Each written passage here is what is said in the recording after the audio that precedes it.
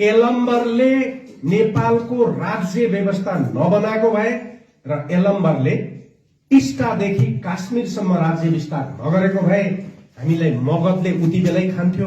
त्यसकारण त्यो राजा पहिलो नेपालको राज्य व्यवस्था निर्माता राजा हो। उसको शालिग काठमाडौँमा हुनुपर्छ कि पर्दैन? सिंहदरबारको गेटमा उसको शालिग हुनुपर्छ कि पर्दैन? देशका 7वटा प्रान्तका प्रमुखहरू बसेको वा सचिवालय भएको ठाउँमा त्यो राजाको शालिग हुनुपर्छ कि पर्दैन? त्यो किराँत हो, त्यसकारण मेरो राजा होइन भन्दाखेरि हामी नेपालको राजा पनि होइन भनिरहेका छौँ नि त।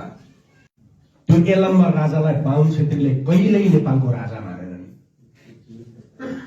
अनि जनजाति राई लिम्बूहरूले त्यो बाहुन र छेत्रीको पनि राजा मानेनन्। जनजाति साथीहरू हाम्रो राजा भन्छन् यलम्बरलाई, बाहुन र छेत्री जनजातिको राजा भन्छन्। यलम्बर नभएको भए आज देश हुन्थ्यो, यो मान्नु आवश्यक छ।